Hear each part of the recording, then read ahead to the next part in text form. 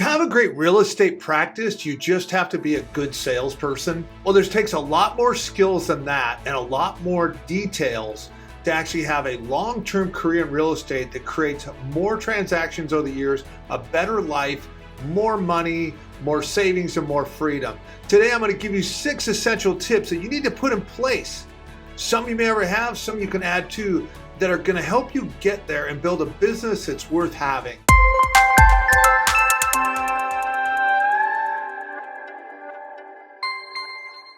Hello and welcome to my channel. I'm John Sellers, real estate agent, coach, and top 1% influencer at EXP. Hey, if you like content about real estate, investments, real estate, how to build a profitable real estate business that builds more health, wealth, and freedom into your life, not fluff, but the things that help you get where you really want to go, then you're going to want to like, subscribe, share this content, and most importantly, click that button down below so you don't miss any future videos. Whether you've been in the real estate business a long time or you've been in it for a very short amount of time, what I find is many agents are missing so many of the essentials to really have a profitable practice that's sustainable, that gets easier and more fun and more lucrative over time. Today, I'm going to share with you 6 essential tips, some must-haves in your business to be getting going and build a sustainable business that's more fun and more enjoyable. So please stay through to the end of the video so you don't miss any of them. Well, let's get started with number 1,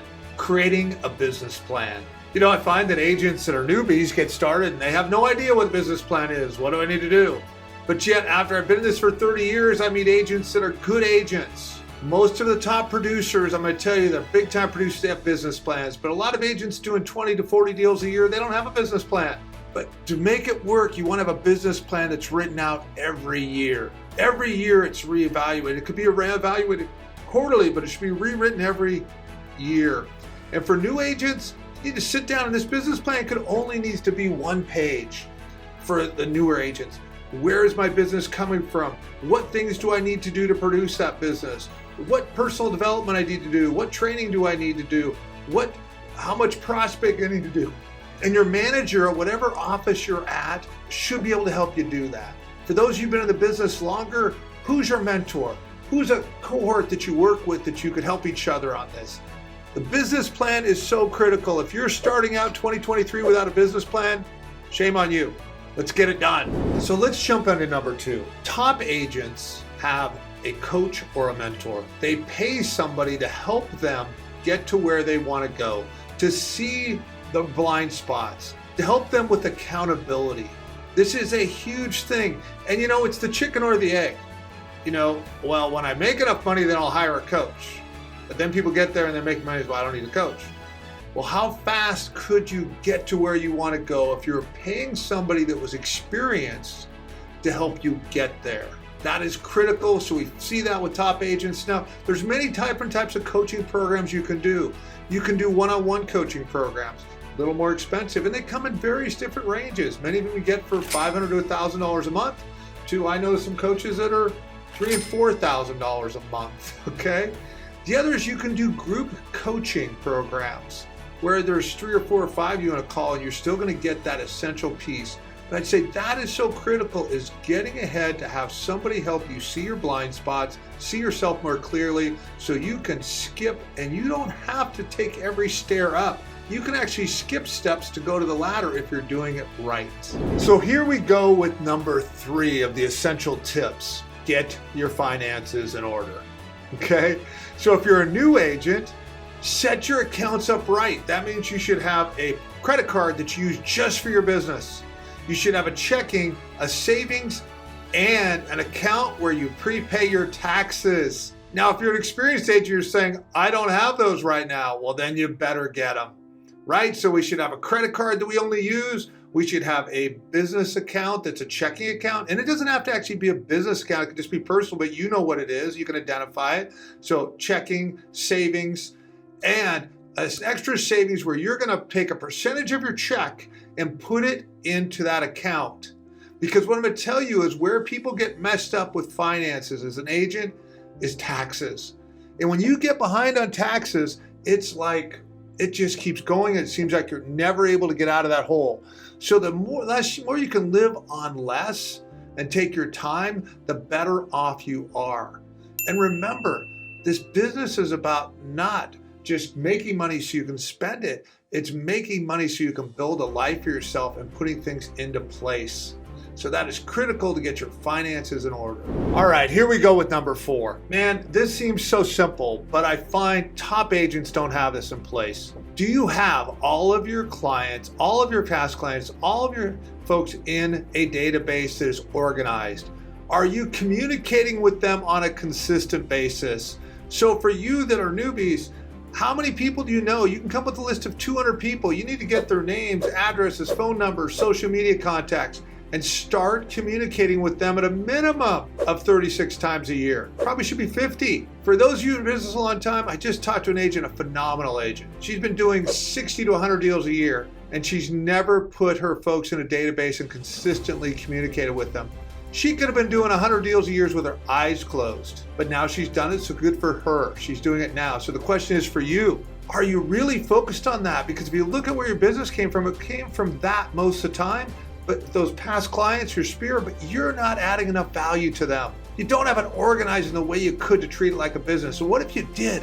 I'm just encouraging you, what would your business look like? So be a professional, not an amateur. Professionals have that organized structure and they spend time there. Now this one isn't fun, but it is so essential, is that for number 5 here, is keep track of the contacts you make and the leads every day. What I mean by that is what we track gets done. How many people are you talking to every day and asking for business or asking for referrals? What gets measured gets tracked and become accountable for, and what you focus on grows. So today's world, the last 3 or 4 years, man, you could just walk in the middle of the street and find somebody that wanted to buy and sell a house. But coming into 2023, we are back to a prospecting-based business.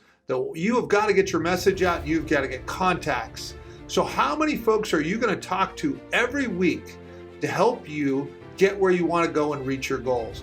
Now is the time to dig in deeper. Now is the time you've got to be more disciplined to make it work. But if you do, you're going to come out so far ahead on the other side, because we're going to lose a lot of agents over 2023. But those that stick in and have built more discipline in their lives, got back to more fundamentals, their business is just going to explode as we come out of this tough time. So tracking what you're doing is so important. How many contacts a week are you going to make?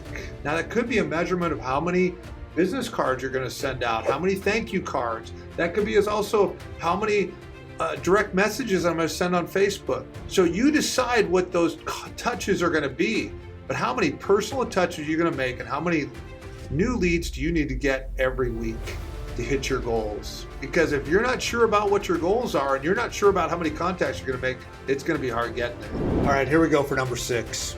It's not the best real estate agents in terms of knowing how to write a contract, knowing all the legalities that actually get the most business. In this world of real estate, it's the person that is the best marketer, the best prospector, the person that can call the most people.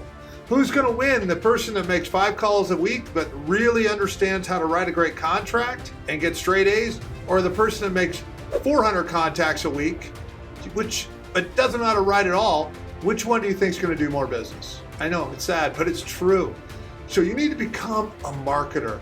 Understand social media. What does that look like? How can I use that to my advantage? How do you use a CRM to build funnels and to build landing pages so you're going to get more eyeballs out there? So we've got the active marketing, which would be phone calls, open houses. Then we need to become a master of attraction. So what that means is that we're getting people lead funnels so people come in and want to reach out to us. When we get those both together, then you're really rocking. So we have our business that we're working during the day. I got to make these amount of calls.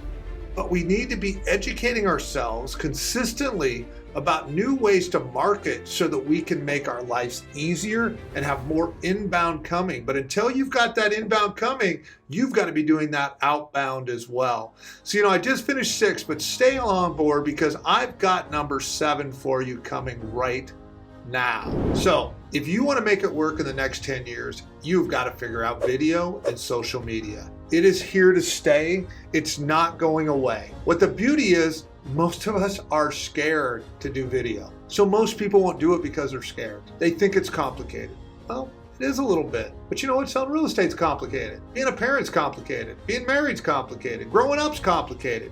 But you figured it out. And you know what? I put video off for years. I did a little bit here and there, but it's making a commitment to go into it. As a real estate agent, do you need to have a YouTube channel? What would that look like if you did that? Think about that, because that is evergreen product that once you put it out there, it keeps going. What about doing things like, what can you do with Instagram? So many cool things if you're creative, but these are things that are the future. The internet's here to stay. Social media marketing is not going away. Look what's happened with TikTok. There are agents getting business off TikTok.